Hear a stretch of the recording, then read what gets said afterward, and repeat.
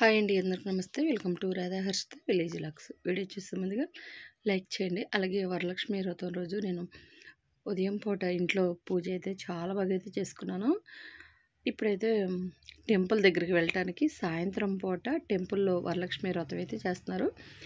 ఇంట్లో అంటే ఉదయం మామూలుగా నార్మల్ పూజ చేసుకున్నాను కాబట్టి టెంపుల్ అయితే కలిసి మెట్టి అయితే చేసుకుంటున్నాము. అక్కడైతే అందరూ ఉంటారు కాబట్టి చాలా బాగుంటుందన్నమాట. అక్కడ వరలక్ష్మి వ్రతానికి కావాల్సిన ఈ పూజా సామానం అన్నీ ఇలా అయితే సర్దుకుంటున్నాను. యాక్చువల్‌గా మధ్యాహ్నం 1 గంట అయిందనమాట ఈ పూజ చేసుకునేసరికి. మళ్ళీ వెంటనే ఒంగోలు అయితే వేరే పని మీద అయితే వెళ్ళాను. ఇక వెంటనే ఇంటికొచ్చేసరికి సాయంత్రం 6 అయింది టైము. త్వరగా రెడీ అయిపోయి అన్నీ సర్దుకొని ఇక్కడికైతే మా రామాలయానికైతే వచ్చాను. ఇది మా ఊర్లో ఉన్న రామాలయం అనమాట. మీరు ఎప్పుడూ చూపిస్తూనే ఉంటాను కదా! చాలా బాగుంటుంది.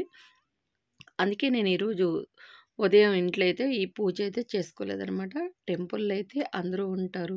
చాలా బాగుంటుందనమాట. 1 ఇయర్‌కి ఒక్కసారి జరిగే ఈ వరలక్ష్మి వ్రతం ఇంట్లో చేసుకోవచ్చు. లేదా ఇలా టెంపుల్‌లో పెట్టినప్పుడు చేసుకుంటే ఇంకా చాలా బాగుంటుంది. ఇంట్లో అయితే ఒక్కళ్ళమే ఉంటాం అనమాట. అలా ఇంట్లో చేసుకున్న వాళ్ళు మన ఇంటికి పిలిపించి ముత్తైదువుల్ని 5గురినైనా, 9నైనా మన స్తోమతకు ఉందనమాట. అలా పిలిపించుకొని వాళ్ళకి ముత్తైదువులకి తాంబూలం అయితే ఇస్తాం కదా! తాంబూలమైనా లేకపోతే బ్లౌజులైనా లేదా ఇంకా మనకి పెట్టాలనిపిస్తే చీరలు కూడా పెట్టుకోవచ్చు.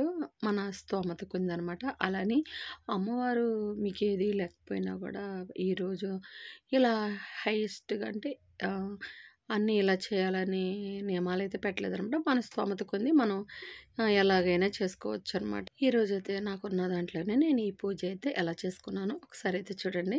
నాకు ఇంట్లో కన్నా అంటే ఇంట్లో నార్మల్ పూజ అయితే చేసుకున్నాను. అలాగే టెంపుల్‌లో అందరూ కలిపి ఉన్న ఊరికే అందరం కలిపి ఇలా రామాలయంలో చేసుకుంటే చాలా బాగుంటుంది. అంటే అందరూ ఉంటారు కాబట్టి చాలా కళగా హ్యాపీగా అయితే అనిపించిందనమాట. పూజ అయితే చాలా బాగా అయితే జరుపుకున్నాము.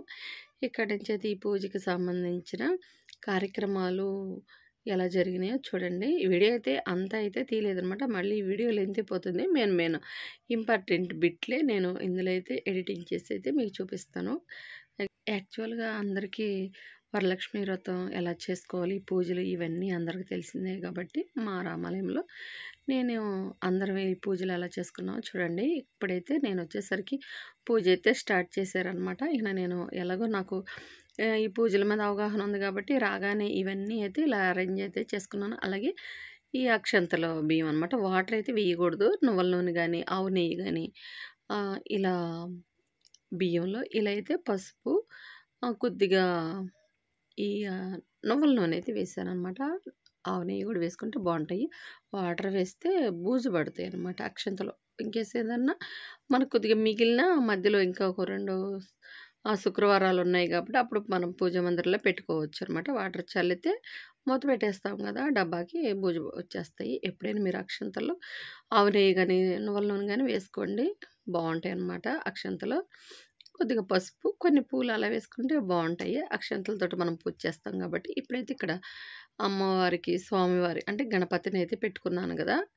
ఇలా దీపం అయితే అరేంజ్ చేసుకున్నాను. ఆవు నెయ్యితోటి ఈ దీపం అయితే ఒత్తులు వేసి అలా రెడీగా పెట్టుకోమన్నారు పూజారి గారు. ఇక నా ఒత్తులు బాగా నానితే దీపం బాగా వెలుగుతుంది. కొంచెం ఎక్కువసేపు వెలిగితే వెలుగుతుంది. నేను చెప్పాను కదా అంతకుముందు వీడియోలో ఆవు నేతితోటి అమ్మవారికి దీపం అయితే వెలిగిస్తానని. అలాగే ఇప్పుడైతే ఇదిగండి గణపతిని అయితే ఇలా అయితే అరేంజ్ చేసుకున్నాం అనమాట. ప్రతి ఒక్కళ్ళు ఇలా చేసుకున్నాం. అక్కడ మా పూజారి గారు అక్కడ చెప్తూ ఉంటే మంత్రాలు చెప్తూ ఉన్నాడు కదా! అలా చెప్తూ ఉంటే అక్కడ ఏమేమి చేయాలో అన్నీ చెప్తుంటే మేము ఇలా చేస్తూ ఉన్నాం అనమాట.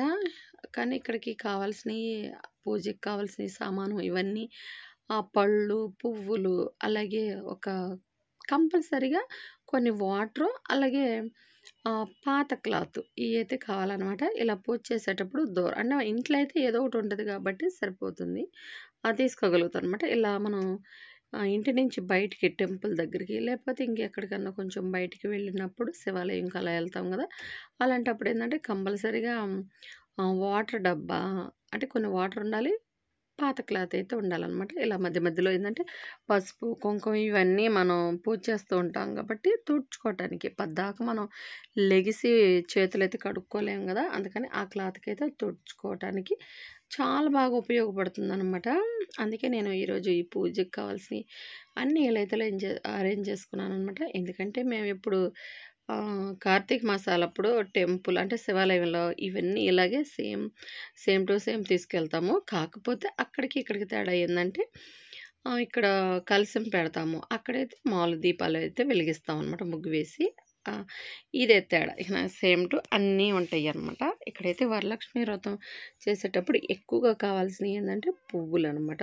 పువ్వులతోటి అమ్మవారికి పసుపు, కుంకుమ పువ్వులతోటి అమ్మవారికి బాగా ఆహ్, ఈ మంత్రాలు చదువుతూ ఉంటే అర్చన అయితే అంటే చేపిస్తూ ఉన్నారనమాట.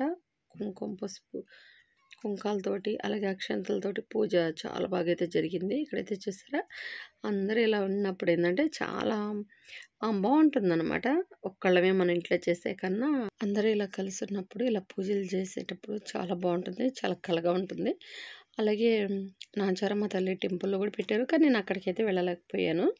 అంటే వేరే ప్రాబ్లమ్ అయితే లేదు. కాకపోతే ఆ రోజు కొంచెం ఇలా వచ్చేవాళ్ళు లేక ఒక్కదాన్నే వెళ్ళలేకపోయాను. కానీ అక్కడైతే బాగా ఈ పూజా కార్యక్రమాలైతే జరిగాయి. ఇప్పుడైతే ఇక స్వామి వారికి ఇలా ఏమంటారు జంజం గదా! ఇదైతే వేశాను. నెక్స్ట్ కార్యక్రమం చూడండి.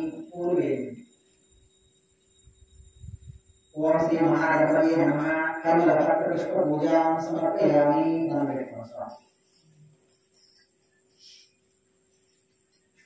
ఓం శ్రీ మహాగణపతయే నమః. ఆరతి సమర్పయామి. స్వామివారి నీళ్ళు మాత్రమే వాడండి. ఓం శ్రీ మహాగణపతయే నమః. నైవేద్యం సమర్పయామి. స్వామివారికి నైవేద్యం తెచ్చి సమర్పించాలి.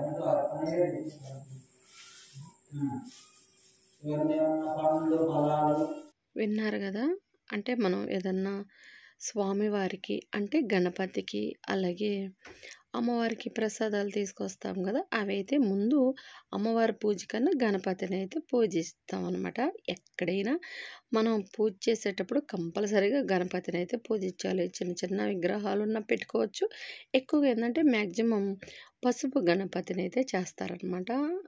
స్వామి ఎలా చేసినా కూడా పసుపుతోటి ఒక చిన్న అలా చేసినా కూడా స్వామి స్వరూపం అనమాట. ముందు స్వామివారికి అంటే గణపతికి పూజ అయిపోయిన తర్వాత మాత్రమే ఏ దేవతలకైనా మనం పూజ చేయాలి. ఇక్కడైతే అలాగే గణపతికి పూజ చేయటం అయిపోయిన తర్వాత ఇప్పుడైతే కలశం అయితే ఇలా అయితే అరేంజ్ చేసుకున్నామన్నమాట.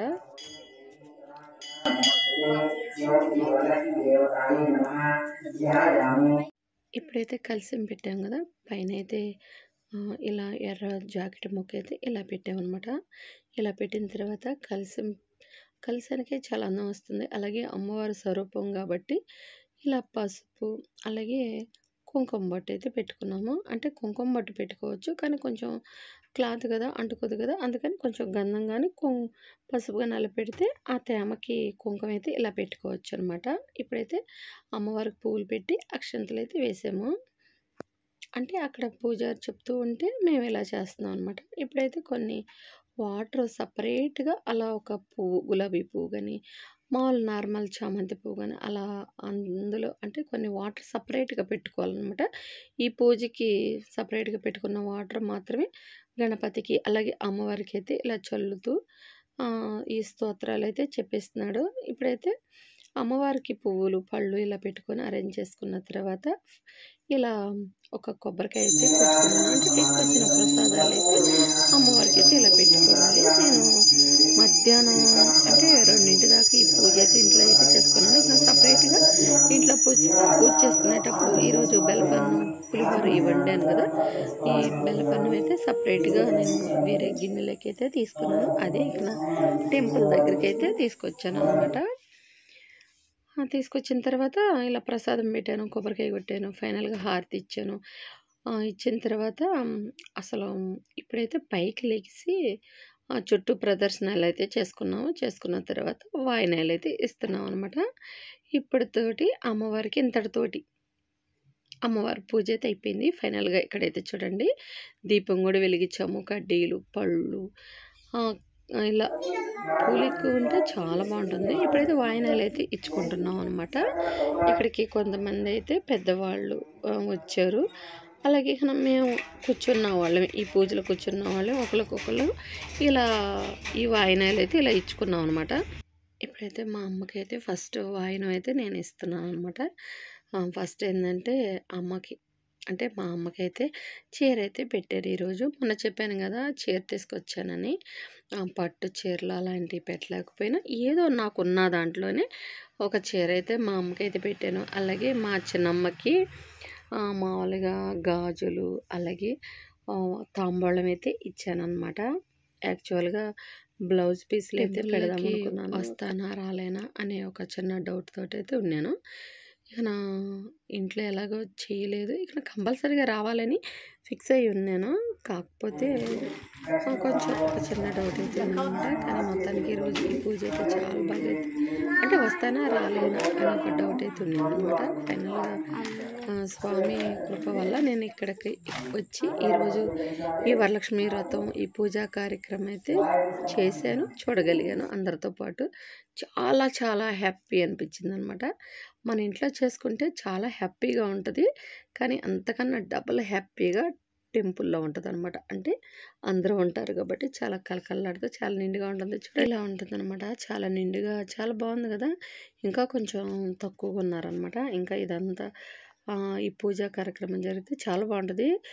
యాక్చువల్గా ఏంటో ఇవాళ కొంచెం తక్కువగానే ఉన్నారనమాట. ఇక వచ్చిన వాళ్ళకి ప్రసాదాలు ఇలా పెట్టి మేము కూడా అయితే ఈ పూజ చాలా ప్రశాంతంగా చాలా హ్యాపీగా అయితే ఈ పూజ జరిగింది కదా. ఇప్పుడైతే ప్రసాదాలు అయితే తింటున్నాము. ఇంతేనండి. వీడియో నచ్చితే లైక్ చేయండి.